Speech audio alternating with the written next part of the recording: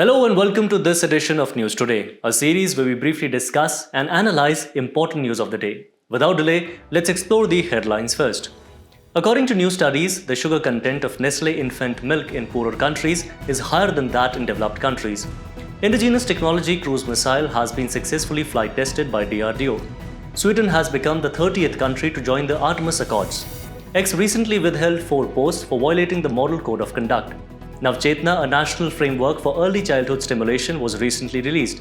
The Survival International report recently highlighted 6 UNESCO World Heritage Sites on indigenous peoples' land. In our very first news, sugar content of Nestle infant milk in poorer countries is higher than that in developed countries. Public Eye, a Swiss investigative organization, and the International Baby Food Action Network uncovered this truth in their findings. The revelations are concerning as, according to the World Health Organization, early exposure to excessive sugar can create a lifelong preference for sweetness, increasing the risk of obesity and other chronic illnesses. This double standard raises ethical concerns and underscores the need for ethical and responsible business practices. Let's delve into the ethical quagmire surrounding this revelation. Firstly, selling an inferior product is a breach of consumer trust, a fundamental principle that should be upheld by all businesses, regardless of their customers' economic status. Secondly, this disparity highlights the company's apparent disregard for the well-being of people in developing nations, prioritizing profits over health, a deeply concerning practice. Thirdly, this double standard violates the principle of fairness as the company is blatantly differentiating between customers from rich and poor countries. Finally, there is a glaring lack of transparency and accountability regarding the ingredients and potential negative impacts of these products, further compounding the ethical concerns. To ensure the quality and safety of food products, various regulations are in place globally. The Codex Alimentarius, developed by the Codex Alimentarius Commission, a joint body of the Food and Agriculture Organization and the World Health Organization, sets internationally recognized standards, guidelines, and codes of practice for food safety and quality. Here in India, the Food Safety and Standards Act of 2006 defines food safety and establishes the Food Safety and Standards Authority of India as the apex regulatory body for ensuring the quality and safety of food products. Moving ahead in the news, Indigenous Technology Cruise Missile has been successfully flight tested by DRDO. Defense Research and Development Organization conducted tests from the Integrated Test Range Chandipur on the eastern coast. An interesting thing to note here is that missiles and satellite are generally launched from the eastern coast. There are multiple reasons behind doing so. A satellite launched from the sites near the equator towards the east direction gets an initial boost equal to the velocity of Earth's surface. This helps in cutting down the cost of rockets used to launch the satellites. Moreover, in case of the failure of a satellite or missile, the Bay of Bengal provides a safe corridor that does not fall on built-up hinterland. Also, India's eastern coast does not have any major international maritime or airline routes crisscrossing the testing route. During test launches, the few existing routes can be closed temporarily without causing much disruption. Now let's know more about the Indigenous Technology Cruise Missile. This system has been developed by the Aeronautical Development Establishment of DRDO. It is a long-range subsonic cruise missile powered by an indigenous propulsion system developed by the Gas Turbine Research Establishment. Cruise missiles are unmanned vehicles that remain within the atmosphere and can fly as low as few meters off the ground. Subsonic cruise missiles flies at a speed lesser than that of sound at around 0.8 Mach. At last now let's discuss and understand about the Aeronautical Development Establishment. Located in Bangalore, it is a key aeronautical systems design house involved in the design and development of state-of-the-art unmanned aerial vehicles and aeronautical systems and technologies. It is involved in some major activities including the development of Abhyas, the high-speed expandable aerial target, and Rustam-1, which is the first Indian remotely piloted aircraft system to have conventional takeoff and landing capabilities. It is also involved in providing the state-of-the-art inertial and global navigation satellite system sensors for the UAV flight control and guidance. In our next news, Sweden has become the 38th country to join the Artemis Accords. The Artemis Accords, established in the year 2020 by NASA in coordination with the US Department of State and 7 other founding member nations, represents a shared vision of peaceful space cooperation. Grounded in the principles of the Outer Space Treaty of 1967, these non-binding accords are designed to guide civil space exploration and use in the 21st century. It serves as a framework which represents a multilateral leadership in civil space diplomacy and brings together a diverse set of nations with a shared vision of peaceful space cooperation. Notably, India is also a signatory to the Artemis Accords, underscoring its commitment to international cooperation in space exploration and utilization. By becoming a signatory to the Artemis Accords, Sweden has committed itself to several key principles. These include the broad dissemination of national space policies and scientific information resulting from their activities, recognizing the development of interoperable and common exploration infrastructure and standards such as communication systems and landing structures, and the implementation of Memorandum of Understanding between governments or agencies as per the Outer Space Treaty of 1967. Additionally, the signatories also commit to the preservation of the outer space heritage, including historic landing sites and evidence of activity on celestial bodies, and to mitigate orbital debris and ensure the safe and timely disposal of spacecraft at the end of missions. Apart from the Accords, the international community has established several other treaties to govern outer space activities. The Outer Space Treaty of 1967 provides a basic framework for international space law, while the Rescue Agreement of 1968 focuses on the rescue and assistance of astronauts in distress. The Liability Convention of 1972 outlines that launching states shall be absolutely liable to pay compensation for damage caused by its space objects on the surface of the Earth or to the aircraft. And the Registration Convention 1976 mandates the registration of objects launched into the outer space. Furthermore, the Moon Agreement 1979 establishes that the Moon and its natural resources are the common heritage of humankind. Notably, India has ratified all these treaties except the Moon Agreement of 1979, to which it is only a signatory. As Sweden joins the growing list of nations committed to the Artemis Accords, it represents a significant step forward in fostering global cooperation and advancing the peaceful exploration and utilization of outer space for the benefit of all humanity. In another news, X recently withheld 4 posts for violating the Model Code of Conduct. The action was taken at the request of the Election Commission of India in adherence to the Voluntary Code of Ethics for social media platforms. But what exactly is this Voluntary Code of Ethics? The Code of Ethics aims to ensure the free, fair, and ethical usage of social media platforms to maintain the integrity of the electoral process.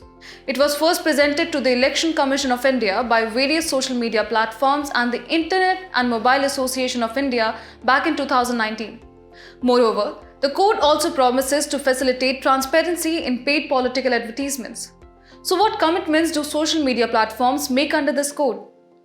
Firstly, the Election Commission of India can notify the relevant platforms of potential violations of Section 126 of the Representation of People Act 1951 and other applicable electoral laws.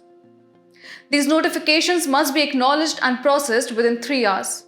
The Section 126 Clause 1 Subclause B specifically prohibits displaying any election matter in electronic media during the 48-hour period before the conclusion of polling. Additionally, platforms have to create a high-priority dedicated reporting mechanism for the Election Commission of India to take expeditious action on any reported violations. And lastly, they must provide a mechanism for political advertisers to submit pre-certified advertisements issued by the Media Certification and Monitoring Committee. The Code of Ethics is quite significant as social media platforms pose several challenges for free and fair elections. Let's discuss them one by one. First, there is the issue of creating echo chambers and filter bubbles. Algorithms often reinforce existing biases and limit exposure to diverse viewpoints, which can be problematic. Secondly, personal data can be potentially misused for voter profiling and micro-targeting. This raises privacy concerns and could unduly influence voters. Another significant challenge is the rapid dissemination of misinformation and disinformation, including fabricated news, doctored images or videos, and more. Finally, there is a threat of external influence where foreign actors could potentially use social media platforms to influence elections through coordinated disinformation campaigns and by amplifying divisive content. The Cambridge Analytica controversy in the US during the 2018 election is a prime example of this. In conclusion, the voluntary code of ethics is a step in the right direction as social media platforms pose significant challenges that need to be addressed to ensure truly free and fair elections. Moving on to the next news. Navchetna, a national framework for early childhood stimulation, was recently released. The framework document titled Navchetna, National Framework for Early Childhood Stimulation, seeks to fill the conceptual and practical gaps in understanding and implementing care and stimulation from birth until the first 3 years of a child's growth. But what exactly is childhood stimulation? Well, it is stimulation activities that involve intentional efforts to activate the child's early development. And the need for ECS cannot be overstated. During this critical period, a baby's brain is twice as active as an adult's brain, and patterns of thinking and responding are established. Remarkably, at birth, only 25% of the eventual brain is formed, while 75% develops in the first 3 years of a child's life. Now let's delve into the key highlights of this ECS framework. The primary objective of the framework is to empower caregivers and Anganwadi workers for holistic early stimulation. It aims to do so through responsive caregiving and opportunities for early learning, ultimately aiming for optimal development of children. Notably, the document emphasizes 2 of the 5 components of the nurturing care framework: responsive caregiving and creating opportunities for early learning. This nurturing care framework for early childhood development was provided by the World Health Organization in the year 2018. Furthermore, the ECS framework entails 36 sets of activities for children from 0 to 36 months, designed for holistic stimulation of the child's cognitive, socio-emotional, language, physical, and creative development. But India's commitment to early childhood care and education is not new. Let's go through some key measures that were taken in this regard. First and foremost, Article 45 of our Constitution directs the state to provide early childhood care and education for all children until they complete the age of 6 years. Additionally, the Right of Children to Free and Compulsory Education Act 2009 provides that the appropriate government may make necessary arrangements for preschool education. More recently, the National Education Policy 2020 recommends a sub-framework for 0 to 3 years old under the National Curricular and Pedagogical Framework for Early Childhood Care and Education. India is also signatory to the International Convention on the Rights of the Child 1989, further cementing its commitment to this crucial cause. In conclusion, the Navchetna National Framework for Early Childhood Stimulation is a timely and much-needed initiative that will undoubtedly contribute to the holistic development of our youngest citizens. Ahead in the news, the Survival International report recently highlighted 6 UNESCO World Heritage Sites on indigenous peoples' land. These sites include Ngorongoro Conservation Area, Kahuzi Biga National Park, Odzala Kokua National Park, Kaing Krachan Forest Complex, Kaziranga National Park and Chitwan National Park. Indigenous people are distinct social and cultural groups that share collective ancestral ties to the lands and natural resources where they live, example Maori and Inuit. Considering the diversity of indigenous peoples, an official definition of indigenous has not been adopted by any UN system body. However, despite their rich cultural heritage, indigenous communities face numerous challenges. They account for about 19% of the extreme poor, even though they make up just 6% of the global population. Moreover, they are under constant threat of land evictions and forced displacement due to developmental projects like dams and mining. Also, they have restricted access to healthcare, as which is reflected by higher rates of infant mortality, malnutrition, and lower life expectancy among these communities. Their human rights are often violated by authorities and they face high levels of marginalization and discrimination. Additionally, poor political representation, lack of access to social services, housing and education, and climate change are some other major issues faced by indigenous communities. To overcome these issues, various steps have been taken globally and within India to protect the rights and well-being of indigenous peoples. Let's discuss them as well. Global initiatives include the United Nations Declaration on the Rights of Indigenous Peoples, the United Nations Permanent Forum on Indigenous Issues, the Expert Mechanism on the Rights of Indigenous Peoples, and the UN Special Rapporteur on the Rights of Indigenous Peoples. Within India, constitutional provisions such as the 5th and the 6th schedules provide protections alongside government schemes like the Pradhan Mantri Janjati Adivasi Nyay Maha Abhiyan, Eklavya Model Residential Schools, Pradhan Mantri Van Bandhu Vikas Yojana and Pradhan Mantri Adi Adarsh Gram Yojana, aiming to uplift and empower indigenous communities. The place in news for today is Uzbekistan with its capital Tashkent. It is in news recently as the Chief of the Army Staff inaugurated a high-tech IT laboratory at the Academy of Armed Forces in Uzbekistan. If we talk about its political features, it is a double landlocked country in Central Asia. It shares its borders with Kazakhstan in the north, Kyrgyzstan in the east, Tajikistan to its southeast, Afghanistan in the south, and Turkmenistan to its southwest. If we take a look at its geographical features, it includes the desert Kizilkum. Its highest point is Khazrat Sultan. Its major rivers include Sir Darya River, Amu Darya River. Moreover, the Aral Sea is located in both Kazakhstan and Uzbekistan. As we conclude today's main news, let's have a look at some quick updates.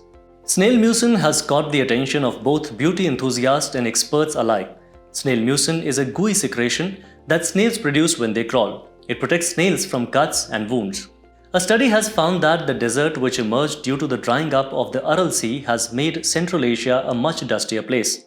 Aral Sea was once large saltwater lake of Central Asia. It lies on the boundaries of Kazakhstan to the north and Uzbekistan to the south. Indian Institute of Science has launched the Longevity India initiative to support aging research in India. Longevity India initiative seeks to enhance understanding of aging through both fundamental and applied research and to develop solutions that can improve quality of life.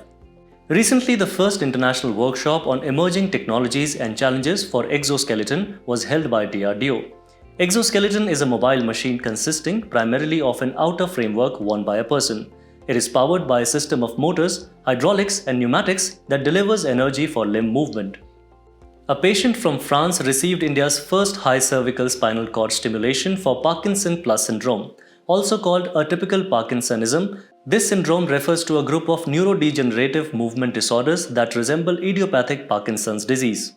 WHO published a global technical consultation report introducing updated terminology for pathogens that transmit through the air. Infectious respiratory particles are infectious particles generated and expelled by individuals infected by a respiratory pathogen, containing the pathogen through their mouth or nose by breathing and talking. Archaeologists have discovered 3 new archaeological sites in Telangana. New archaeological sites include Oragota, an Iron Age megalithic site, 2 new rock art sites at Damaratogu in Gundala Mandal of Bhadradri Kothagudam district, and Devarlabanda Mul has only depictions of animals and no humans or weapons. The World Crafts Council International has picked Srinagar to map its craft clusters before its final nomination as the World Craft City. Launched in 2014 by the WCCI, recognizes the role of local authorities, craftspeople and communities in cultural, economic and social development worldwide. Before we go, it's time to put your knowledge to test in today's segment of Test Your Learning.